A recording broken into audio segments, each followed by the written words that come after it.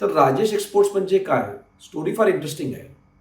राजेश मेहता आणि त्यांचे भाऊ प्रशांत मेहता यांनी जवळपास 35-36 वर्षापूर्वी बेंगलुरूच्या एका गॅरेजमधनं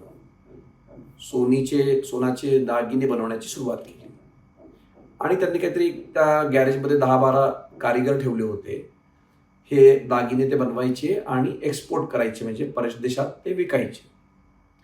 आणि ही कंपनी एकाप्रमाणे आपल्या काळापेक्षाही पुढे होती, कारण अजून 30 वर्षापूर्वी ही कंपनी शेअर मार्केटमध्ये लिस्ट झाली 1995 साली.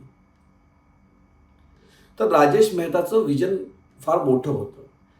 आता आपण जेव्हा दागिने बनवतो, तर ते दागिने बनवण्याचं जे सोनं येतं, ते येतं मधून.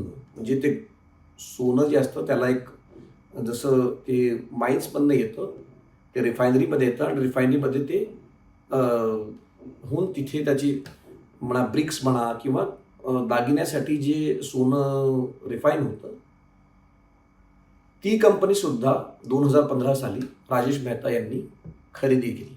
म्हणजे फक्त दागिने बनवायचेच नाही, आपण सोनं पण रिफाईन करायचं.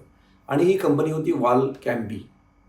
आता वॉलकॅम्बी ही जगातली सगळ्यात मोठी सोन्याची रिफायनरी आहे. स्वित्झर्लंडमधली ही कंपनी आहे.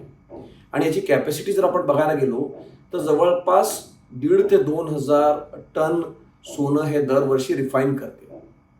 याला असं समजा की भारतात आपण वर्षभरात जेवढं सोनं त्याला खरेदी करतो किंवा त्याची खपत करतो, त्याच्याहून दुप्पट रिफायनिंग ही वॉलकॅम्बी एकटी करते. तर राजेश मेहता इथेच थांबले नाही. त्यांचं म्हणणं होतं की ठीक आहे, याच्यापूर्वी म्हणजे रिफायनिंगच्या पहिले जे सोनं येतं ते कुठल्या माईन्समधनं येतं. तर त्यांनी साऊथ आफ्रिकेमध्ये एक माईन पण खरेदी केली. आता ही एक वेगळी बाब आहे की सेबीने म्हटलं की आम्हाला तर ती माईन्स खरेदी केली, तुम्ही हजारोहून अधिक कोटी रुपये खर्च केले, पण ती माईन आम्हाला कुठे मिळाली नाही.